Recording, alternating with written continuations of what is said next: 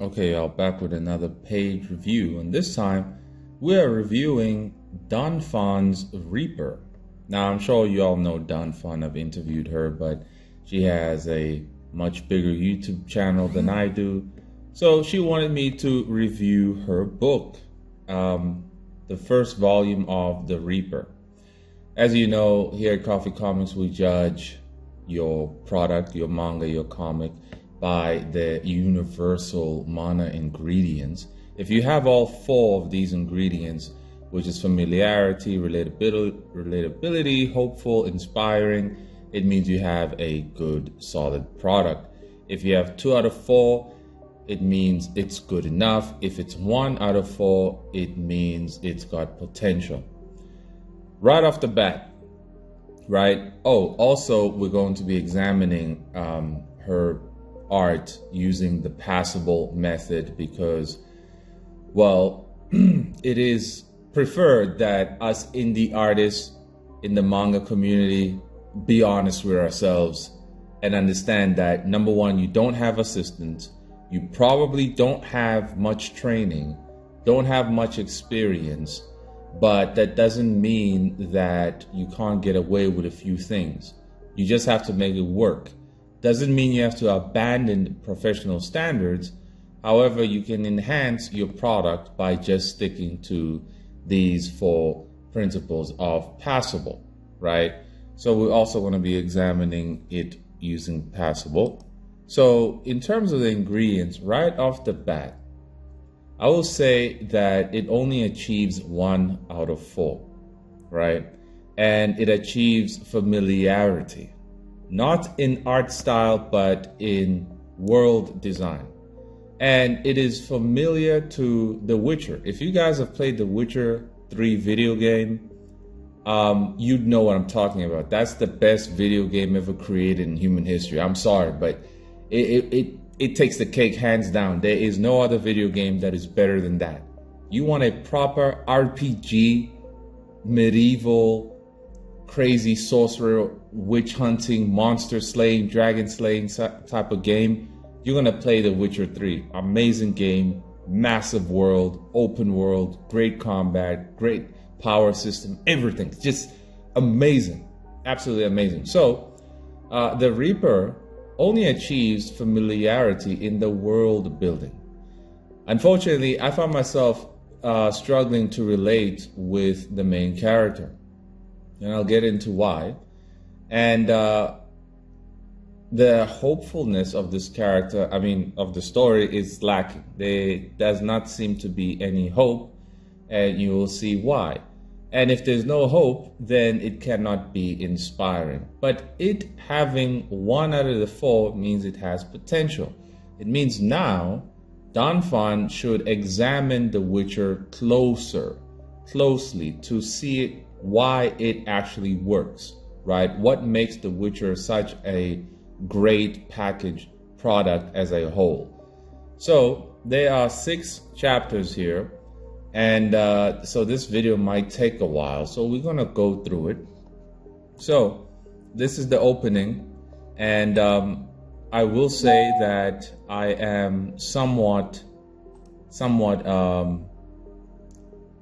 puzzled. Oh, I shouldn't say puzzled, somewhat disappointed with the cover, right? And by that, I mostly mean that this white area here, it shouldn't be here. This whole image is supposed to take up the entirety of the page, right? So you're gonna see a lot of this in which it looks like maybe it was an accident or there was a mistake, I don't know, but it shouldn't look like this. It kind of looks unprofessional. But anyway, let's hop in. So this is chapter 1, and we start off with the main character called Ichabod. Now at first I was like, Ichabod, what the heck does that mean? Apparently it's Hebrew for he without honor. Now that actually is meaningful to the story. However, I was struggling to immerse myself in the world because that name was so foreign to me. And others can say, well, look, man, you read Japanese manga and they got Japanese names, and well, it's Japanese, but this takes place in a European setting. So it was kind of weird for me, to the point where I had to look it up. What the heck does Ichabod mean? It's Hebrew for he without honor. And even though it does correspond with his character, it was just hard to get into, or, well, like him, I suppose, because number one, I am not much of a fan of his personality. Number two, I don't like his name. So immediately I'm turned off by the main character. Number three, he's not relatable. You see, so you got the design, you got the name, and he's not relatable. That is a big no-no, because you need the reader to actually like your main character. Your main character is what's going to be carrying this whole story. So I would have preferred that he was given a European name, because every other character somewhat has a European name. But oh well. So it starts off with a scene here, a bunch of creatures being eaten by what looks like a dinosaur. And we see Ichabod clearly hunting this creature. And he leaps and slashes it by the neck, but then he gets hit by the tail on his blind side. And he manages, though, to cut its tail and pretty much slay it, right? And cut its head off. And then he takes its soul over here. Now, real quick, again, notice this white area here. Again, this should not be the case. In fact, I should open an example real quick.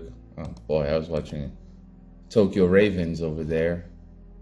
Let's open this manga DANNPHAN and look at the page layout. Oops. See how the pages are actually constructed.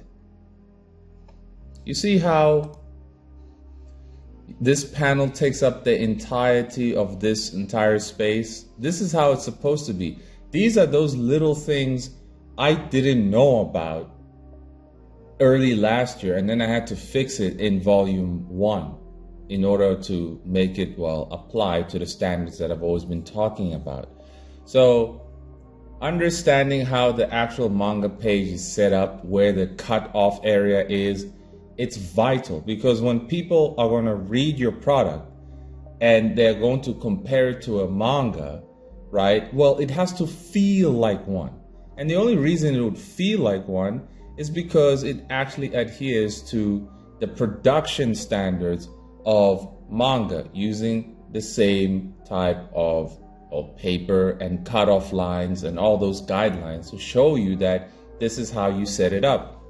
But in this manga here, unfortunately, it doesn't do that. So it destroys the feeling that you're reading a manga. You then have to make up your own mind as to, like, am I reading a comic here or a web comic? Thus far, for me, I will say this definitely falls under the realm of a web comic, because a web comic, there are no guidelines, there are no standards. You can do whatever you want, right? So if this is classified to be a manga, it does not actually flow like a manga. It is not produced like a manga at all. So he slays the dinosaur and takes its soul. This is another thing I was wondering about. You see, we got 6 chapters, and throughout the 6 chapters, there is no explanation of the purpose of a reaper. I will also say that I read chapter 1, and there was only at page 23, which you'll see, did I feel there was a hook for me. Other than that, there was absolutely no hook. But immediately after page 23, there was nothing to continue that one statement that was said to hook me further, right? In all honesty, this does have great potential, because some of the concepts that DANNPHAN explores here are amazing. In fact, they're so amazing that it reminded me of this video I was watching. I recommend you guys watch this video. Kurosaki Ichigo, The Hero's Journey. I had no idea how deep bleach actually was. Tide Kubo is able to create these massive conceptual, metaphoric sort of ideas that completely went over my head, right? Completely went over my head. So DANNPHAN, in a way, is exploring all those things. Well, some of them, right?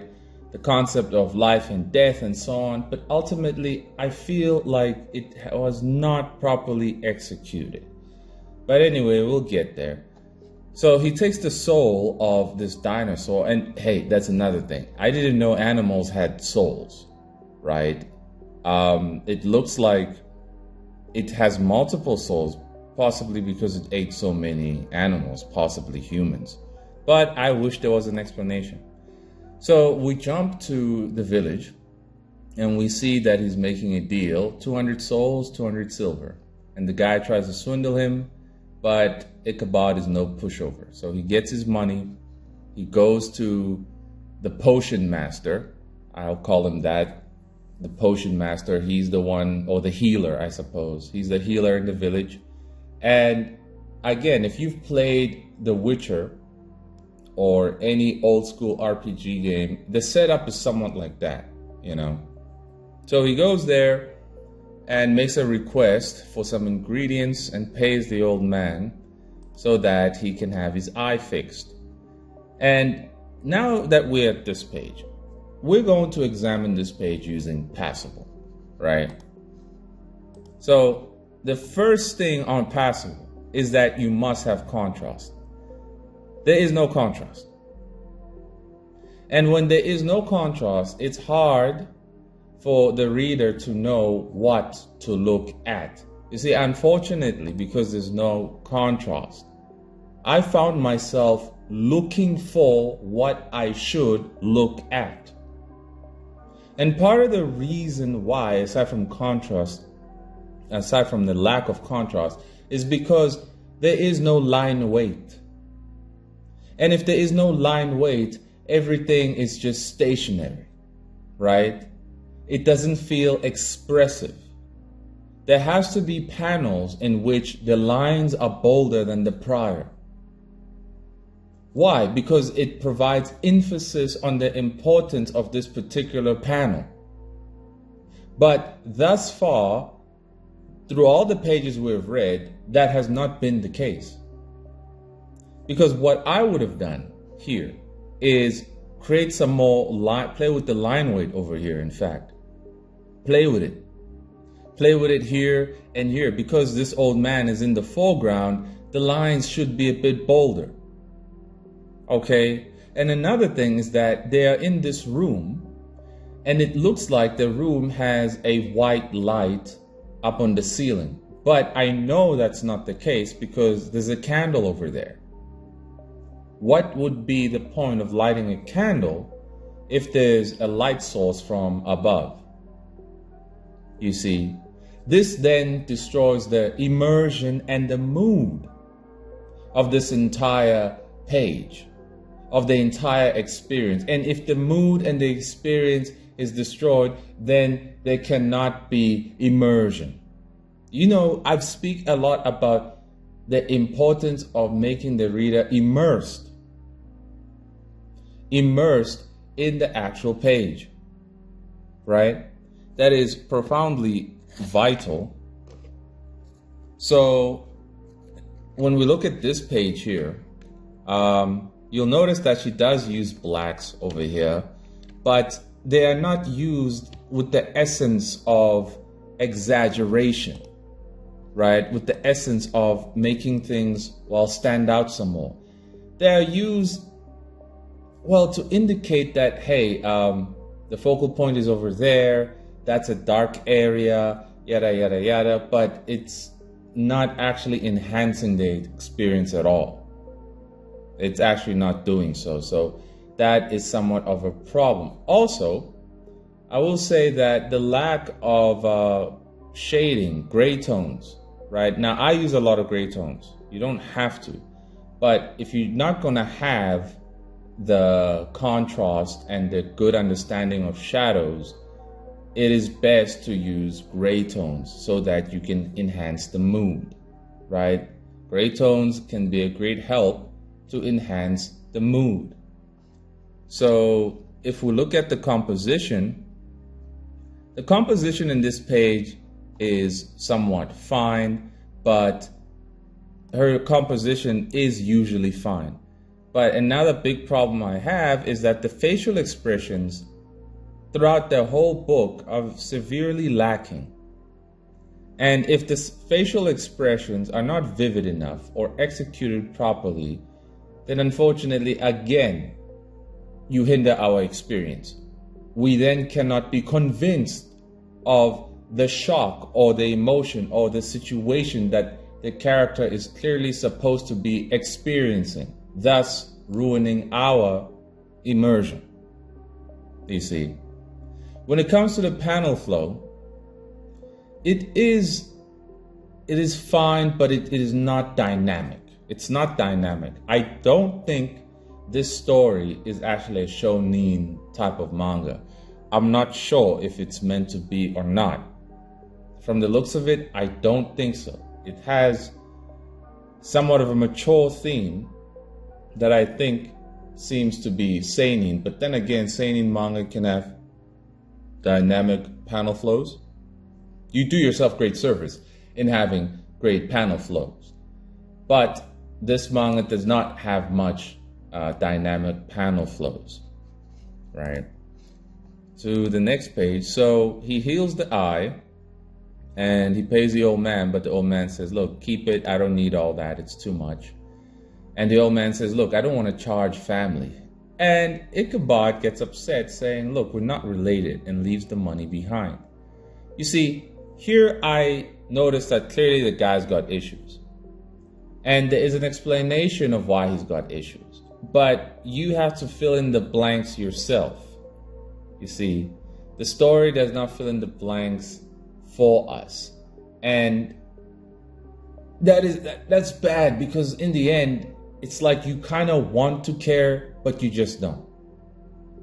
I found myself struggling to care at all about Ichabod whatsoever. I did not care because he did not have a grand ambition. He didn't make a declaration that this is my goal in life. This is what I want to achieve. This is what I want. That is not the case. So immediately without that, well, we cannot relate. He is somewhat of an edgelord, and he is this way. I'm filling in the blanks here. We are shown that his parents died, got killed by bandits, and so on. But ultimately, it is just too generic, too generic and unconvincing. And that's why it's so hard to care. And now, after all of that has happened to him, all he does is just do his job. It's as if he's living paycheck to paycheck.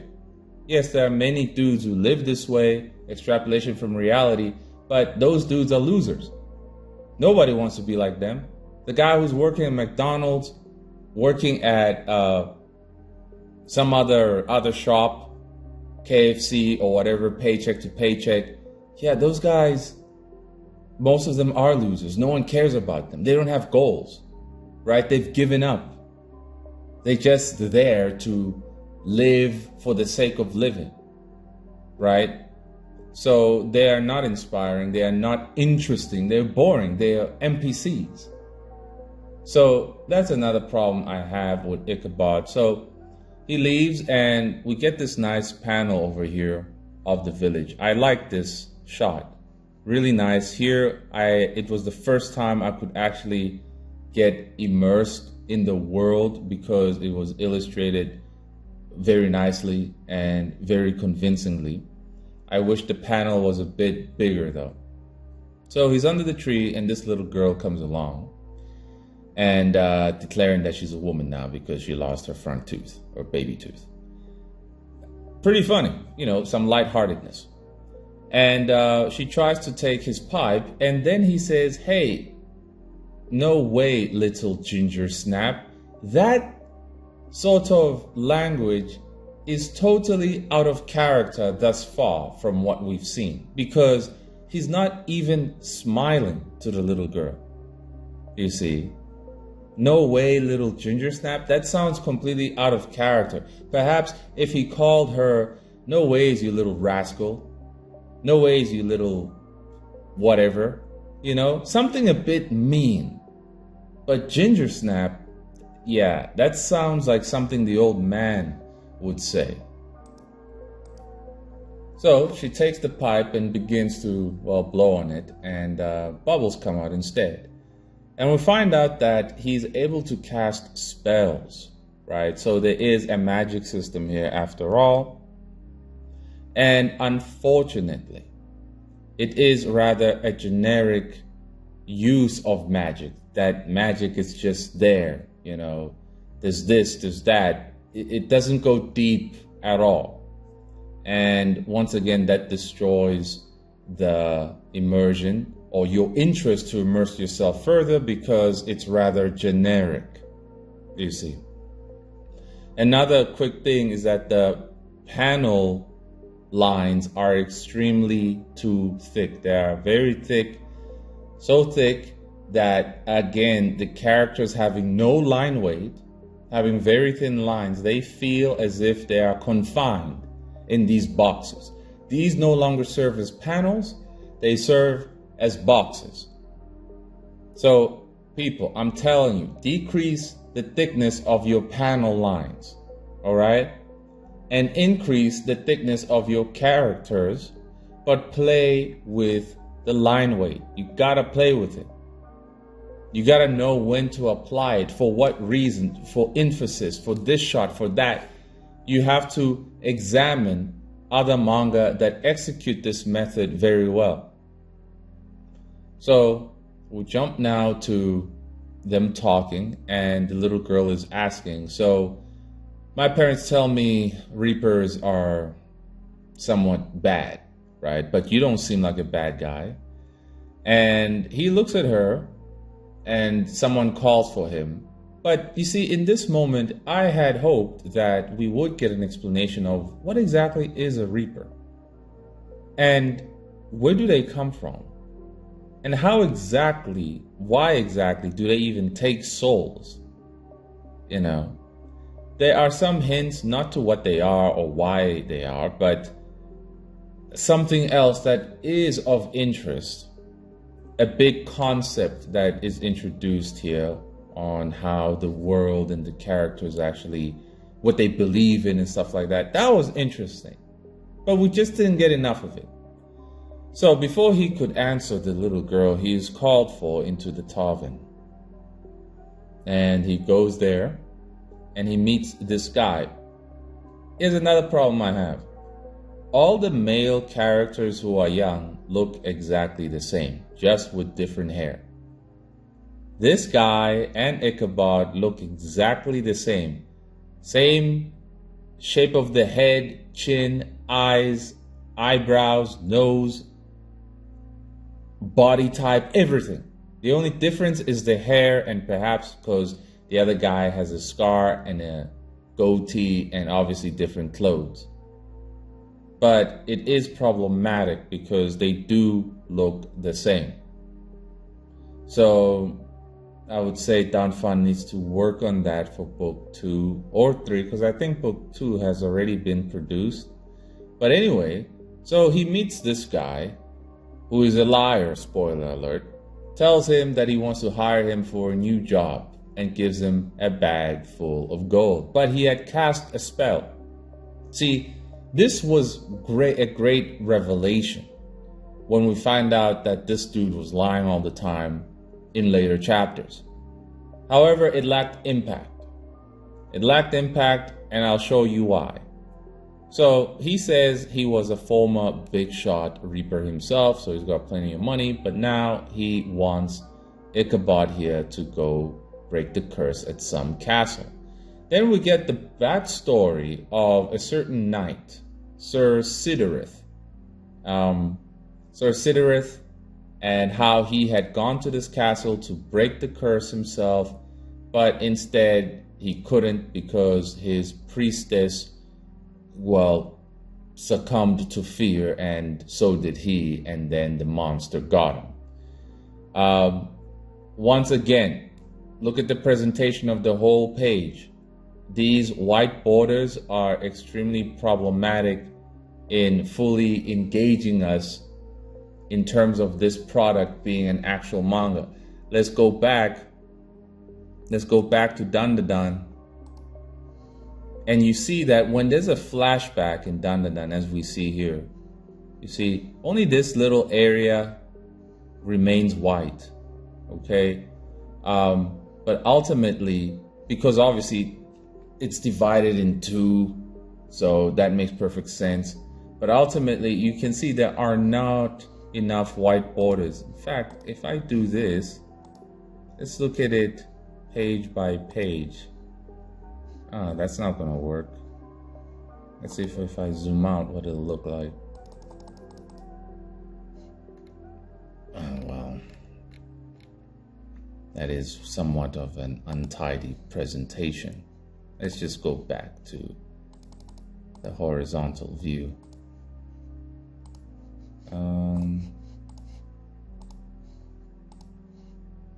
There we go. But notice how when there is a flashback that all the white borders are completely gone, right? It helps with us, well, being immersed into the page, right? So it's just another problem. It's just another problem. Oh darn, I just skipped all the way to the end.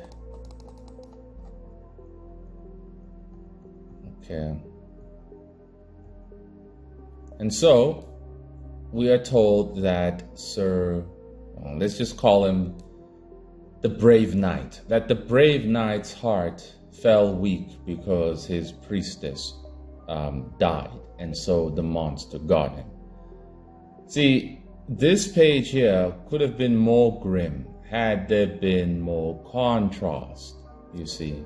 Contrast on the figure himself. You see, if you're trying to create a menacing character, a menacing villain, you're definitely going to have to put some strong blacks, because we can see over here, she definitely did so, putting it with using a silhouette.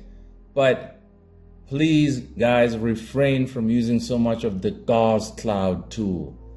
This thing here, this patchy black airbrush, I think it's called a gauze brush tool.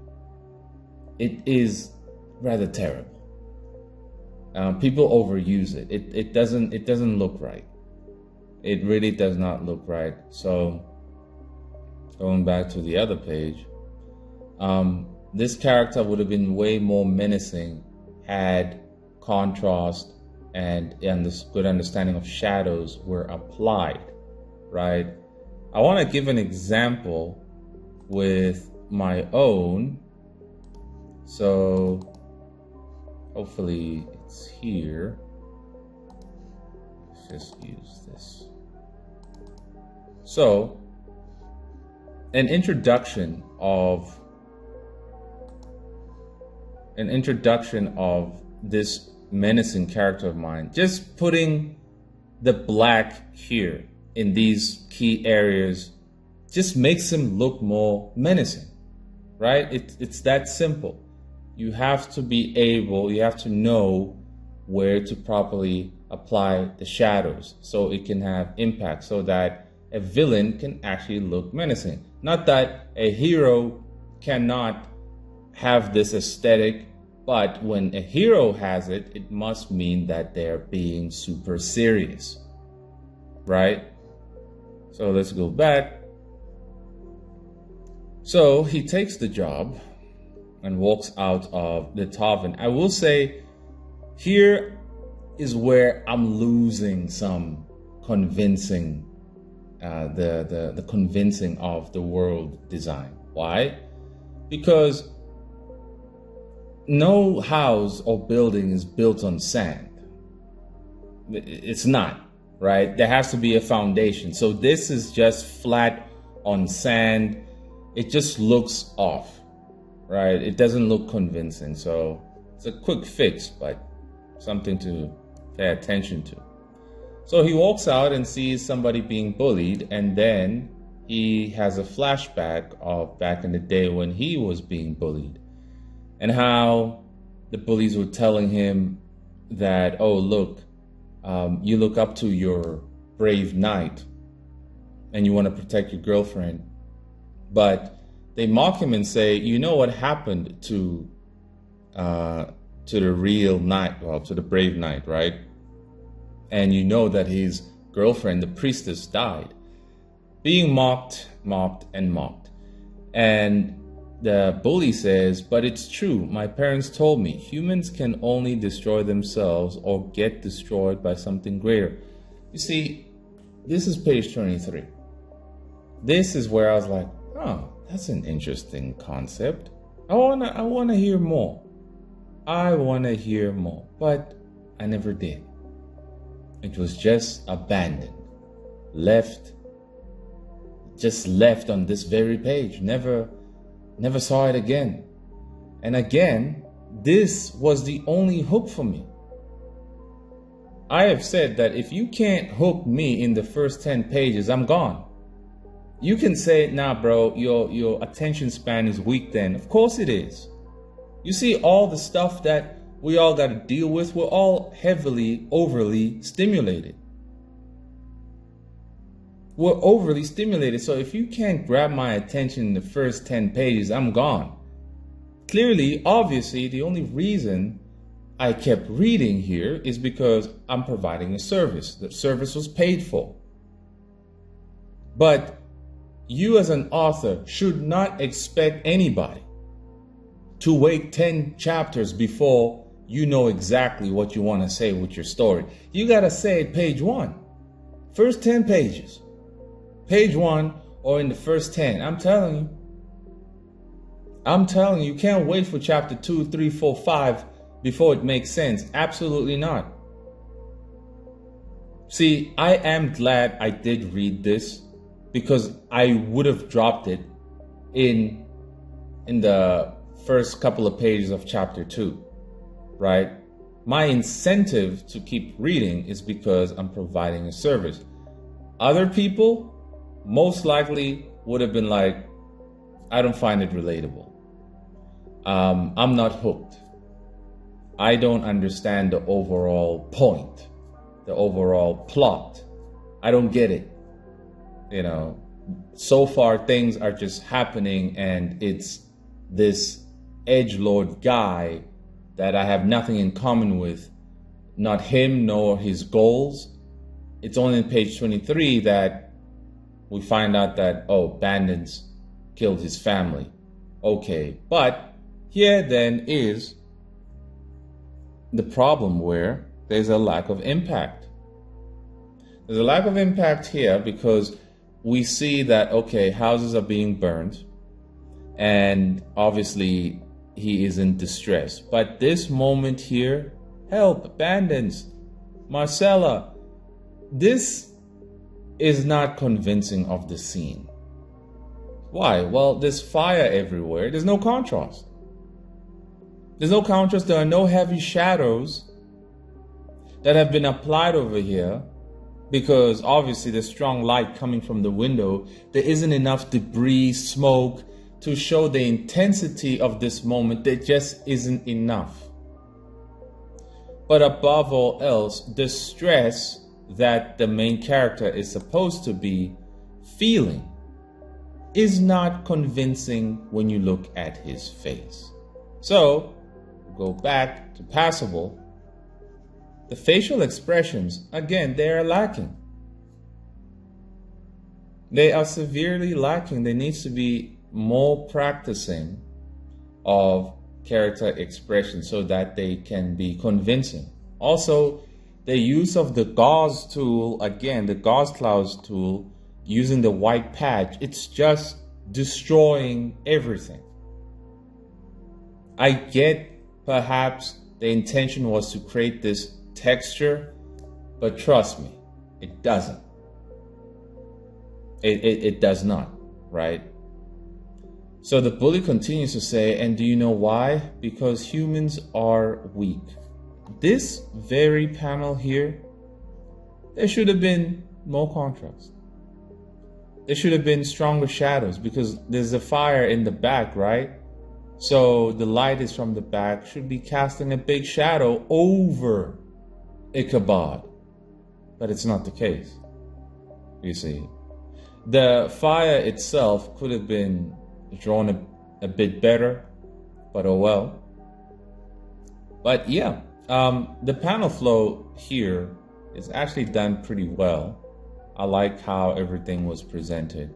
But ultimately, our experience of this entire event is not convincing because of a lack of contrast, a lack of line weight, lack of expressivism.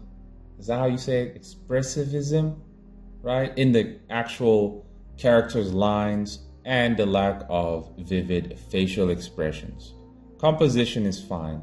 Panel flow here is fine. But what needed to be convincing are the facial expressions and the great use of contrast. So he snaps out of it, and the little girl says, "Oh, you're leaving now, aren't you?" And he says, yeah. They go to the old man, and he drops off another bag of money. So he then leaves, and then here he begins to talk to himself.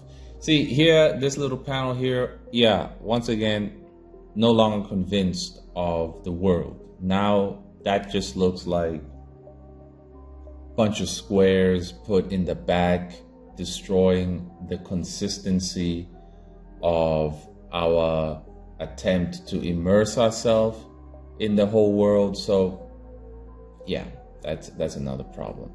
So he says here, I learned to fight so I could get revenge. But the bandits who burned down my village disbanded and were hunted down before I got the chance. So what else does a fighter become when he can't become a knight? I never claimed I was proud of it. Sometimes I wonder if Brave Knight lived. If Brave Knight lived, would he have helped me to knighthood? But I don't have the pleasure of living in such a fairy tale. You see, we needed more of this. Because now, it's only now that we're getting to know more about the character. Like, there are not many stories that can hook you with just the plot. There aren't. Right? There's a few, but there are not many. Your best chance is hooking the reader with your character, with creating a similar desire or a similar experience with the readers, right? But this is page 27, and it's only now we're getting to know what the heck happened to him. And he became a fighter to get revenge, but he couldn't, right? And now he's just living paycheck to paycheck. The execution of this, I feel, was just rushed. I think more time should have been spent on developing the character. Yeah, it's just hard to relate, and it's hard to care. It's absolutely hard to care. So he reaches the cursed castle, which I like, by the way. I really like this panel over here. He reaches the cursed castle. It's filled with the undead. So this is chapter 2. This must be a variant cover, because yeah, it's pretty cool and a very different art style. So he reaches the castle, and he says that a lot of bandits have come here trying to get easy coin, but ran away when they saw the undead. Now, I am disappointed at the designs of the undead. They don't look scary. They don't look scary at all, right? So this is a problem of, I suppose, a skill level. Might have taken a bit more time. Perhaps reference could have been used to draw the zombies a bit better. So it's not convincing that these people are undead. if we were not told that they are undead, you wouldn't really be thinking that they're zombies. Or you would just guess, right? So he then continues to infiltrate, and he cuts down a few of the zombies. Action scenes are pretty alright. And one grabs him by the leg, and he slashes it. And then it seems his hero, the brave knight, appears to him. But he thinks this knight, this guy, is a poser pretending to be the brave knight. But that's not the case at all. It's actually just a ghost, which he'll find out later. So the ghost offers to partner up with him. So, he takes the bait, I suppose. And the ghost begins to explain the lore behind the castle, the lore behind the curse. And unfortunately, I personally just didn't care. I didn't care. You want to know why? Because the character doesn't care. Him knowing about the curse doesn't make the story, doesn't enhance the story, doesn't break the story. It doesn't add anything to him. That's why I don't care. You see, everything that happens in your story, it must have an effect on your main character so that it can have an effect on the reader. That's how it's supposed to be. But this felt like a museum history lesson where the ghost is just telling you, and so this part of the castle was 1, 2, and 3. You see what I mean? I could not care because the main character does not really care either. He's just trying to get the job done, right? That's all there is to it. So, continues to explain and how the curse came to be, yada, yada, yada. I still did not care. Was it rather interesting? A little bit, but I'm not interested because the main character is not interested. So that's the main problem. If he's not interested, how could I ever be interested? If this story, this backstory happening has no real effect on his development or him moving forward, how could I care? Right? How could I be interested? I'm not. I am not. Right? So after he explains how the castle got cursed and so on, he then asks Ichabod, hey, it looks like you can use magic. Where'd you learn that? And then he says some traveling guy who specializes in potions taught him, and how he was also a scumbag and so on.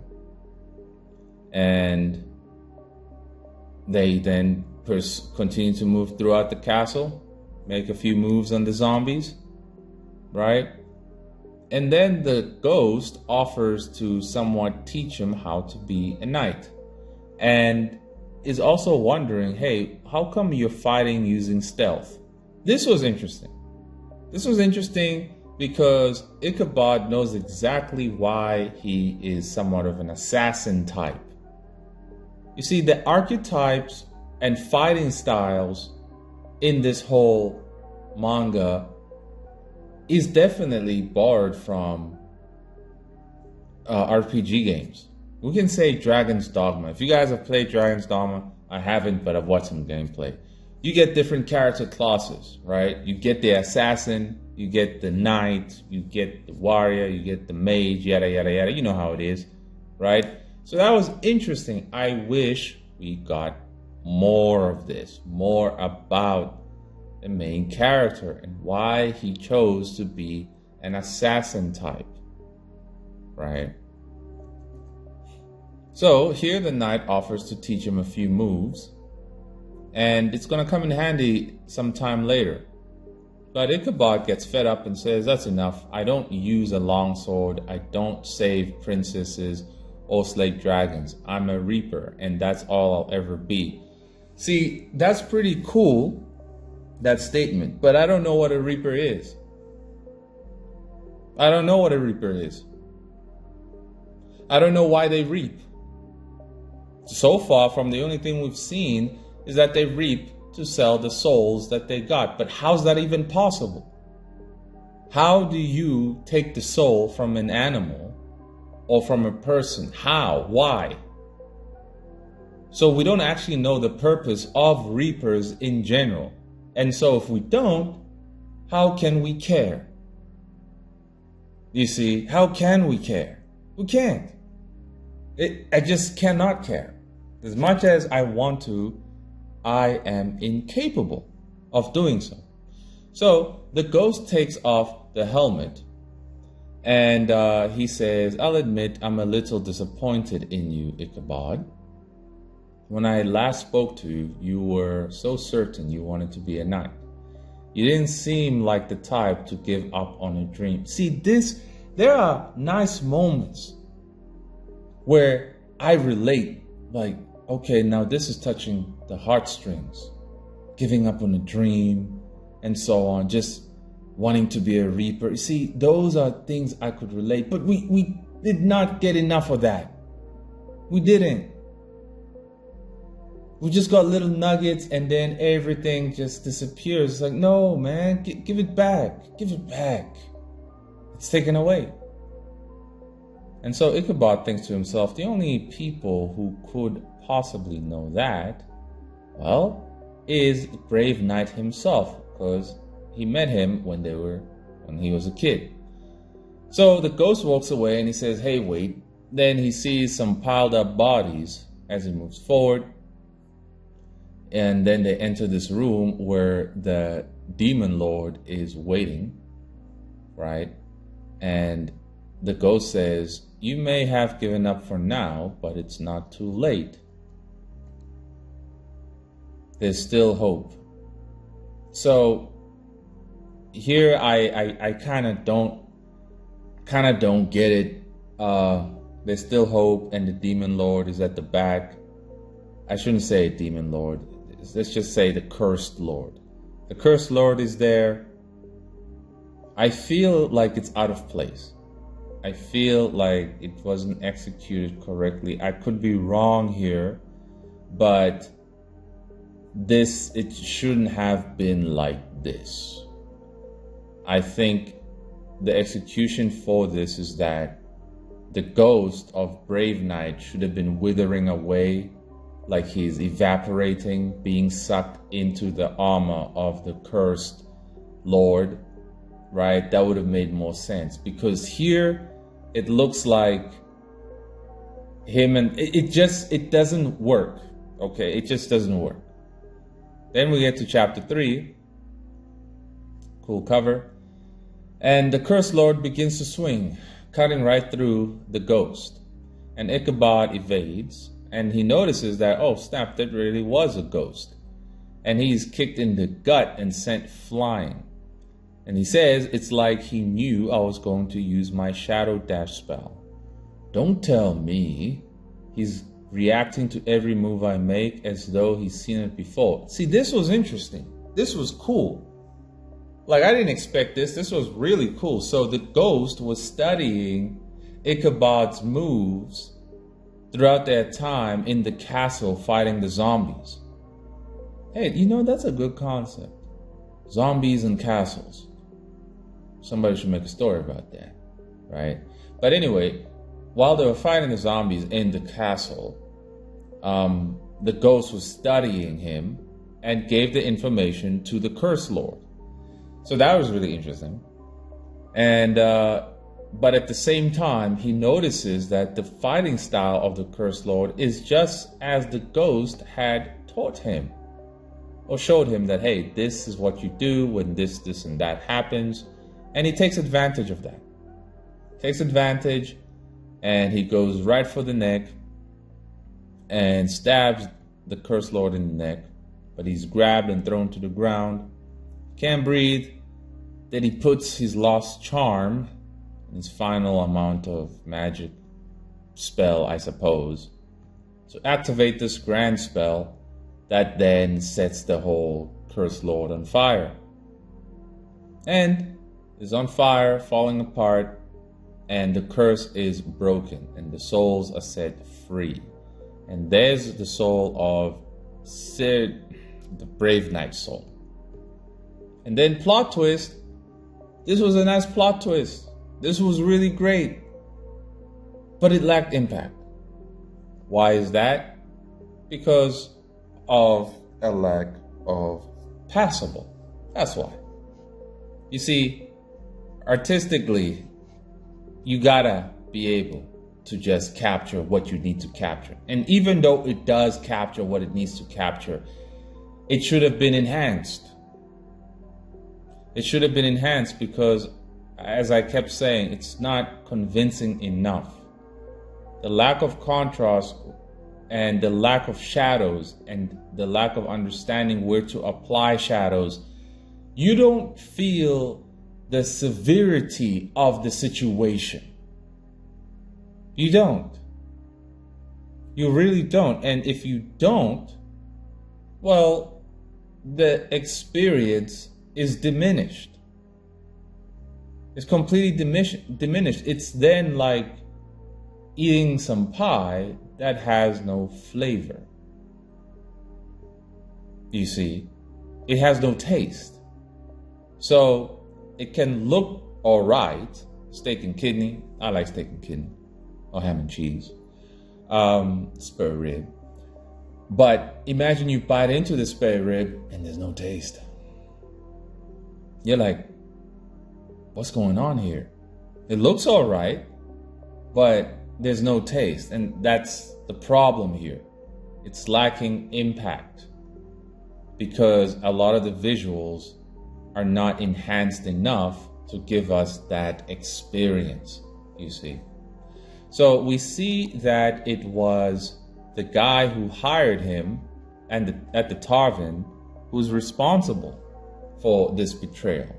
And he takes the soul of Brave Knight and he mocks Ichabod, saying, oh yeah, didn't I say I'd teach you a little about reaping? Lesson 1, don't believe everything you hear. People lie, and unlike you, some of us don't need to rely on charms for big spells.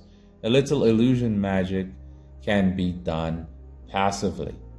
So this dude is a complete scumbag, and I like that I hate the guy, the villain. I hate him. He's a complete scumbag and so on. He tricked poor Ichabod, but I don't necessarily care that much about Ichabod. I find him, well, I don't care about him, but I find him somewhat of, not really a narcissist, but he's too much of a loner. You know, so it's, if he dies, who would care? The old man at the shop and the little girl, that's it. Him existing in this world doesn't have much of a significance. And perhaps that was done on purpose because his name does mean he who is unworthy. But this should not be the case. Your main character dying should actually have consequences for the world that he is in. If not, it should at least feel like it would. But here, it doesn't feel like it. It honestly does not feel like it at all. So he takes out the gold in his bag to realize that it is a bunch of rocks, that the dude did cast some illusion magic, and he continues to mock him. And now he says he's going to eat the Brave Knight's soul so that he can be stronger. He's tired of being a commoner. He wants to be a lord, right? He says, I'm sick of being insignificant. You understand, don't you? That's why we became reapers. It's the only way people like us can get anywhere in life. What does that mean, people like you? Still, what is a reaper? You see? Lacking information.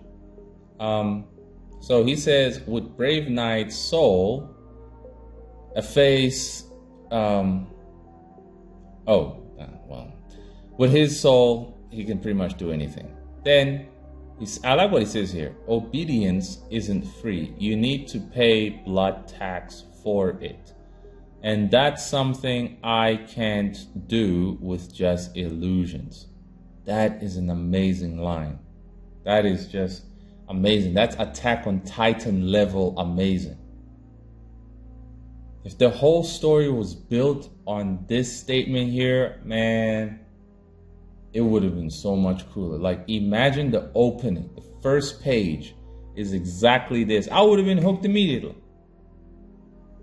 But again, you see, there'd be nuggets here that can get you interest.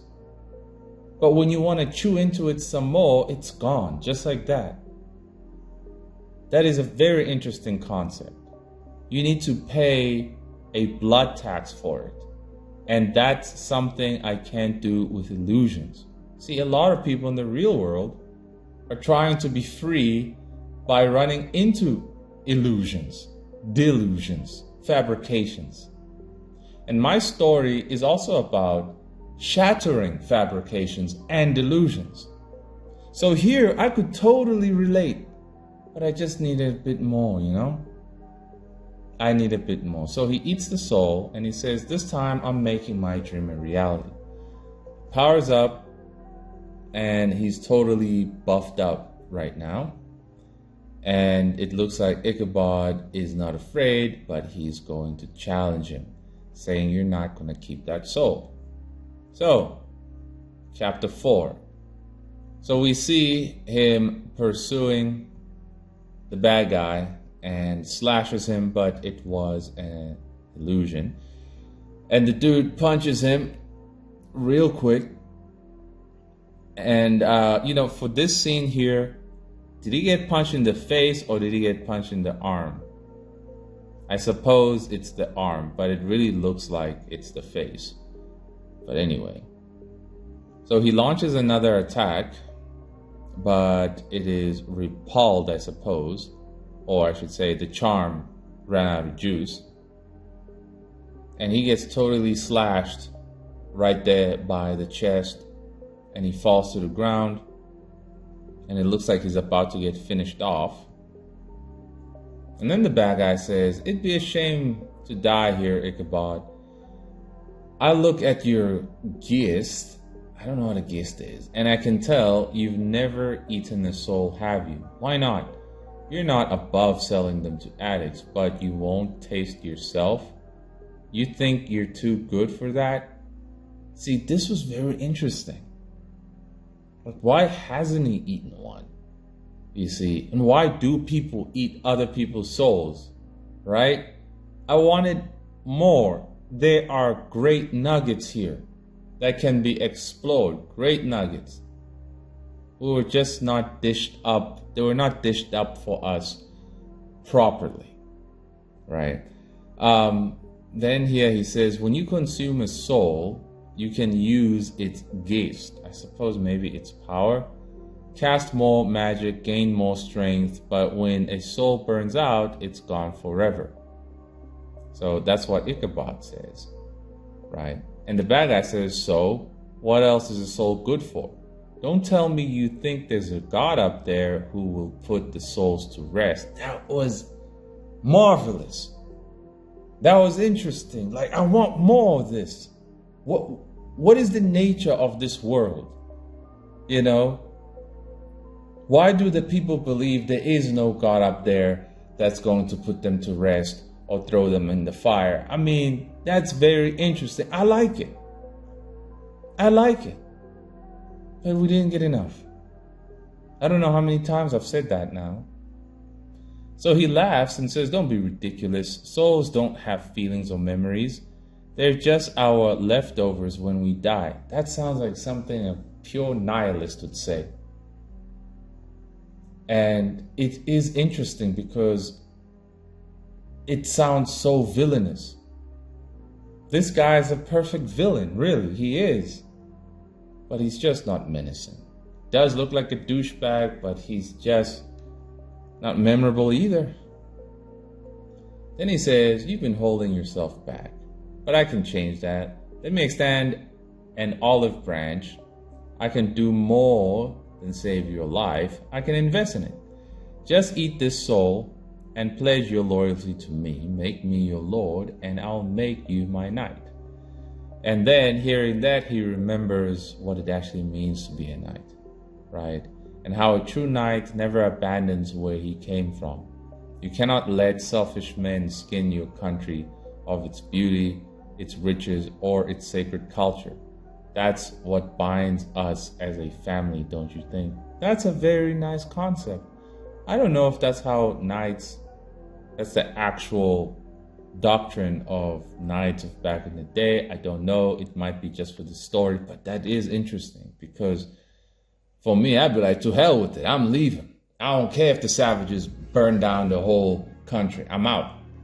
You see? So to see the contrast of those who would be so committed to protecting their lands so that it's not pillaged by the selfish, that is admirable, and that is good, and it is inspiring, and it is heroic.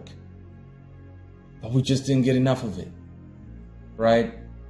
I'm sure in later chapters we will, but it took too long. It took too long for us to get nuggets like this. And above all else, still I don't like the main character. I like Brave Knight way more. I like the villain more, because he's got more of a personality. So he remembers that statement and chucks away the soul that was in the container. And he says, someone like you could never make me a knight like Brave Knight was. And he says, oh, you're talking about him? And what good came from being a knight like that, huh? I love the taunts. It's perfect. This is the epitome of evil. This is what the devil would do. This is exactly what he would say to you. This is exactly what my Dracula is somewhat going to do. He's going to taunt the living hell out of the main character. So this is good writing, right? And the dialogue is believable. It's organic. It flows well. It's good. The villain is a true douchebag, narcissist, selfish prick. It's great. But again, if I don't like the main character, why would I ever care about what happens to him? He's about to die here, and I don't care. You know? So he picks up the sword and says, we all know where the noble end up. Man, that's a powerful line. And the imagery of him picking up the sword, like we all know where the noble ends up, that's powerful right there. That's powerful right there. I like it. He then says, it's funny, the curse on this sword is so strong I thought I'd have no use for it until now. Wait, don't. Clearly he's begging for his life. What's the matter? Didn't you want to be just like Brave Knight? And stabs him. I was actually glad that he got stabbed. I'm glad there was no butt pull whatsoever. I was happy that, yes, you stabbed him. You want to know why I was happy? Because I didn't like the main character. Didn't like him. So I wanted him to feel pain and anguish. Perhaps I would care. And I didn't. Instead, I was satisfied that he got stabbed. That isn't supposed to happen. That isn't supposed to happen. Right? I was so happy he got stabbed. So, next chapter, another variant cover. Looks totally cool, hyper detailed, really nice. So, the bad guy says, consider it a parting gift. The sword and the castle are all yours. So long, Ichabod. So long as your heart is strong, no curse can take you. Brave Knight died because he was weak, just like you. I like that statement. So long as your heart is strong, no curse could take you. You see, that's what Bleach is all about, actually. It's about heart. That's why I'm telling y'all, please go watch this video. Bleach is a lot deeper than we thought. It's way deeper than Naruto. I couldn't believe it. I was like, man, Ichigo is a great character. A very great character, but it just went over our heads completely because the execution isn't executed like it is in Berserk. But Kubo truly is a genius, right? So I like the statement about if you have a strong heart, no curse can overtake you. We know the weak-hearted succumb to fear quickly, like the hunchbacks and so on. You are easily cursed indeed with fear if you have a weak heart. So I like that. I like that. So he has flashbacks of this moment. And it says, if Brave Knight's heart was weak, I'm sure mine is 10 times weaker.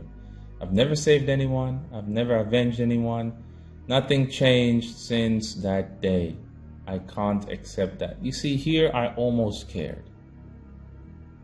The dialogue, you see, I almost cared, but I didn't because I know the character just isn't interesting and I don't like him. That's why I'm saying I almost cared. I would have preferred the person saying this was somebody else that I actually care about. But nonetheless, it is good dialogue right here. Then he has somewhat of another flashback. She's going to be taken from me. I'm about to fail all over again. I can't accept that. Even if it's true, I can't accept that. So from here, we can tell that a power-up is coming. And indeed, it does. I'll kill you. I'm going to fall. The least I can do is drag. If I'm going to fall, the least I'm going to do is drag you with me. That's a pretty cool line. See, his sort of personality here is explained better as to why he is the way he is. There could have been a way to hint at this fact earlier on, because this is like chapter 5 and it's only now that we're getting this. So other people would have lost patience and, clicked away.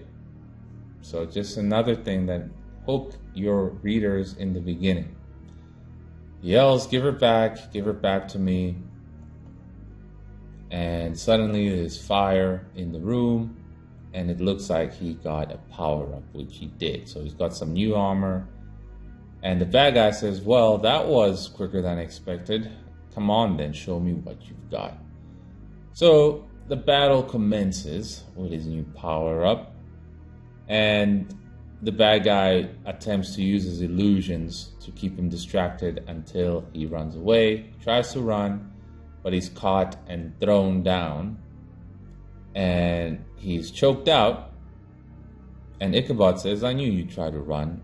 Cowards never run head first into a tough fight, which is true. And the fact that the villain remains defiant here and taunting him to some extent, that's great. I like the villain more because it seems that he's always been true to himself. That's why I like him. Not because he's evil, because he's true to himself. He has a strong foundation in himself and that he's an evil bastard. So I automatically respect that. I can relate to that because I have a strong foundation in who I am, right? If I'm going to get slaughtered, I'm not going to change my mind just because you overpowered me. So, sticking to the guns until the very end, I like it. But unfortunately, it's the villain, right? So he says, bastard, you were conscious this whole time.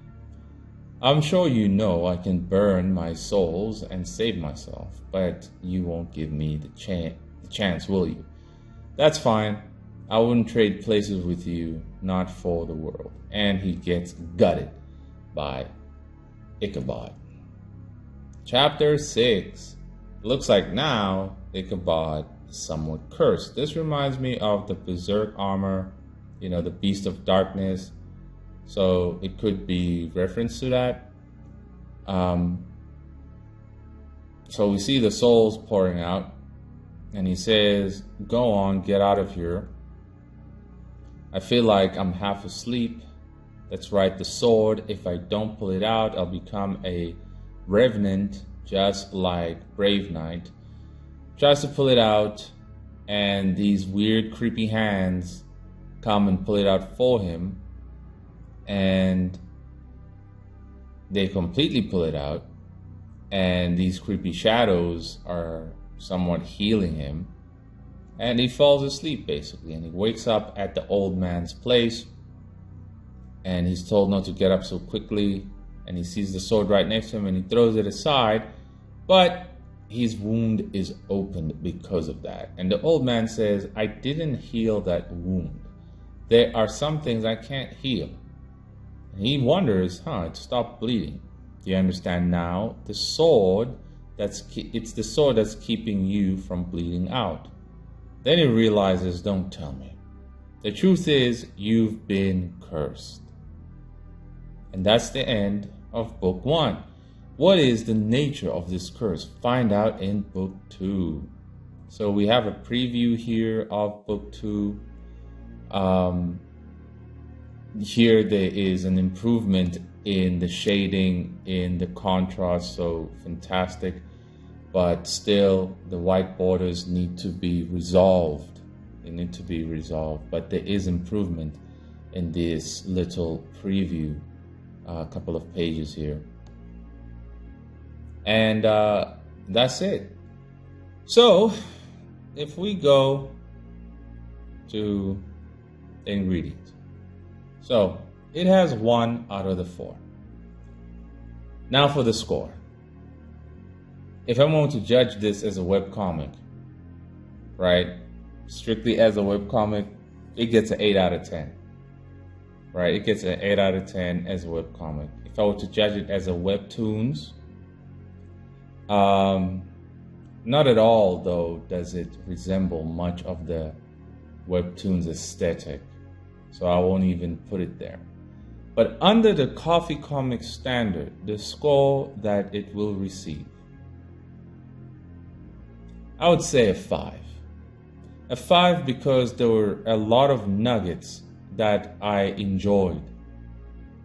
They were just not cohesive, and they were not enough. They could not fill my belly. They couldn't satisfy me. I felt myself frustrated that I have a whole dish of food and there's only 1 or 2 nuggets that I can only eat. The rest, I don't want to eat it. The rest is unnecessary. Right? But because indeed it does have great potential, it does have these cool concepts and some hard-hitting lines, and it had a great villain, and that villain is dead, I wonder if DANNPHAN can create a cooler villain. But the lesson here is that, please, create a character that we like, that's relatable. Every hunchback's going to say it doesn't have to be relatable. Well, that's a hunchback. Of course they're going to say that. They don't have a brain. You see. But it gets a 5 out of 10 under the Koffee comic standard. Great concept, great ideas, great quotes, great villain, right? But we need way more.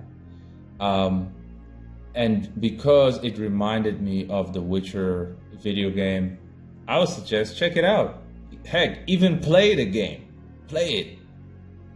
Go in and explore, get the DLCs, and see what you can borrow from there.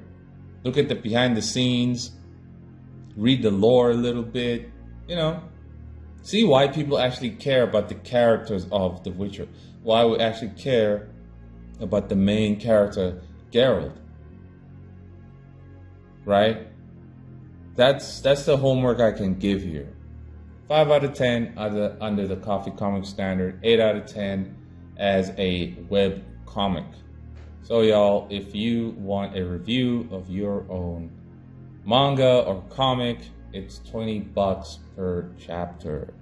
This was a whole book with 6 chapters, so yeah. Until next time.